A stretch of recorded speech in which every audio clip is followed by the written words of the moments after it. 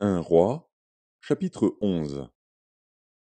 Le roi Salomon aima beaucoup de femmes étrangères, outre la fille de Pharaon, des Moabites, des Ammonites, des Édomites, des Sidoniennes, des Hétiennes, appartenant aux nations dont l'Éternel avait dit aux enfants d'Israël: Vous n'irez point chez elles, et elles ne viendront point chez vous.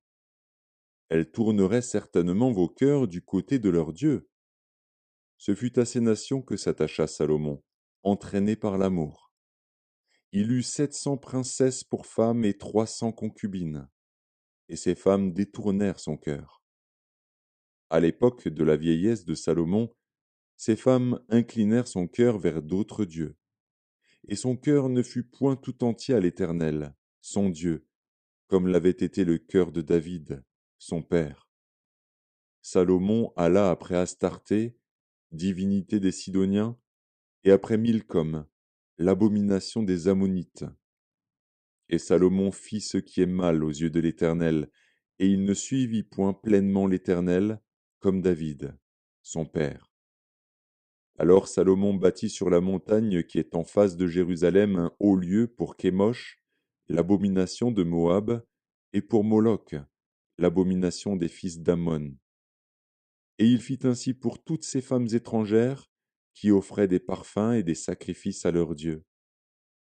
L'Éternel fut irrité contre Salomon, parce qu'il avait détourné son cœur de l'Éternel, le Dieu d'Israël, qui lui était apparu 2 fois. Il lui avait à cet égard défendu d'aller après d'autres dieux. Mais Salomon n'observa point les ordres de l'Éternel.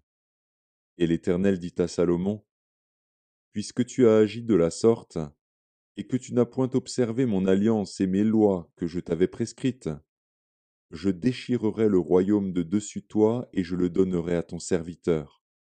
Seulement, je ne le ferai point pendant ta vie, à cause de David, ton père.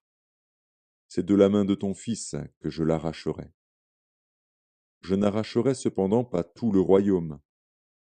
Je laisserai une tribu à ton fils, à cause de David, mon serviteur, et à cause de Jérusalem, que j'ai choisi. L'Éternel suscita un ennemi à Salomon, Hadad, l'Édomite, de la race royale d'Édom. Dans le temps où David bâtit Édom, Joab, chef de l'armée, étant monté pour enterrer les morts, tua tous les mâles qui étaient en Édom. Il y resta 6 mois avec tout Israël, jusqu'à ce qu'il en eût exterminé tous les mâles. Ce fut alors qu'Hadad prit la fuite avec des Édomites, serviteurs de son père, pour se rendre en Égypte. Hadad était encore un jeune garçon. Partis de Madian, ils allèrent à Paran, prirent avec eux des hommes de Paran, et arrivèrent en Égypte auprès de Pharaon, roi d'Égypte. Pharaon donna une maison à Hadad, pourvu à sa subsistance, et lui accorda des terres.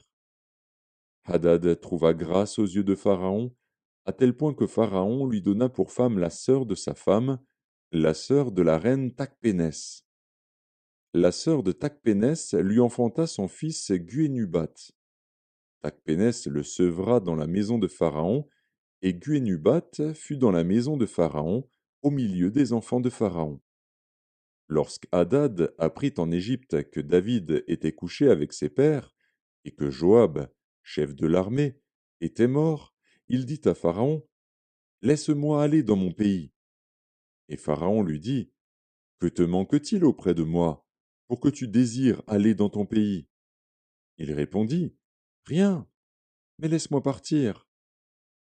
Dieu suscita un autre ennemi à Salomon, Rezon, fils d'Eliada, qui s'était enfui de chez son maître Hadadézer, roi de Tsoba.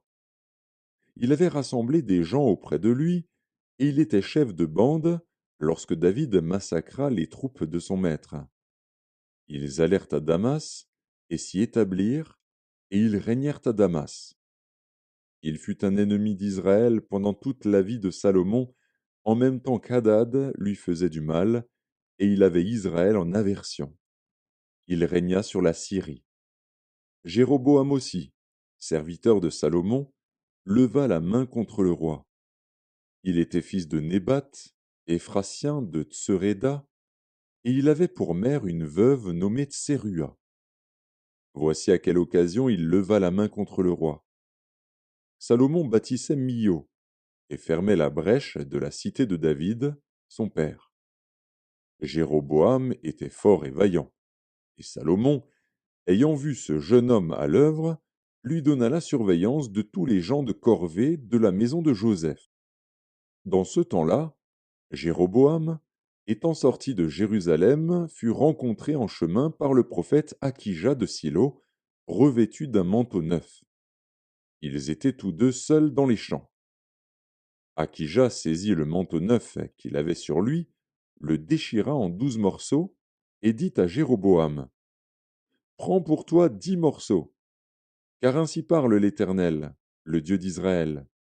Voici, je vais arracher le royaume de la main de Salomon, et je te donnerai 10 tribus. Mais il aura une tribu, à cause de mon serviteur David, et à cause de Jérusalem, la ville que j'ai choisie sur toutes les tribus d'Israël. Et cela, parce qu'ils m'ont abandonné, et se sont prosternés devant Astarté, divinité des Sidoniens, devant Kémosh, dieu de Moab, et devant Milcom, dieu des fils d'Ammon, et parce qu'ils n'ont point marché dans mes voies pour faire ce qui est droit à mes yeux et pour observer mes lois et mes ordonnances, comme l'a fait David, père de Salomon. Je n'ôterai pas de sa main tout le royaume, car je le maintiendrai prince tout le temps de sa vie, à cause de David, mon serviteur, que j'ai choisi, et qui a observé mes commandements et mes lois. Mais j'ôterai le royaume de la main de son fils, et je t'en donnerai 10 tribus. Je laisserai une tribu à son fils, afin que David, mon serviteur, ait toujours une lampe devant moi à Jérusalem, la ville que j'ai choisie pour y mettre mon nom.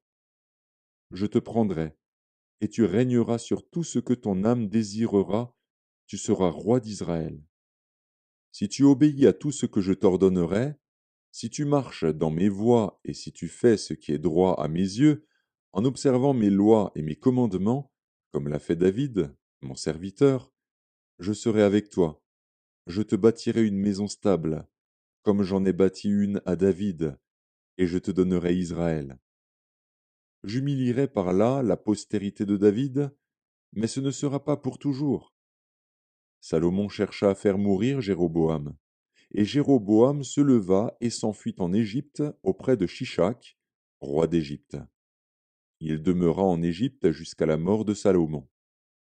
Le reste des actions de Salomon, tout ce qu'il a fait, et sa sagesse, cela n'est-il pas écrit dans le livre des actes de Salomon? Salomon régna 40 ans à Jérusalem sur tout Israël.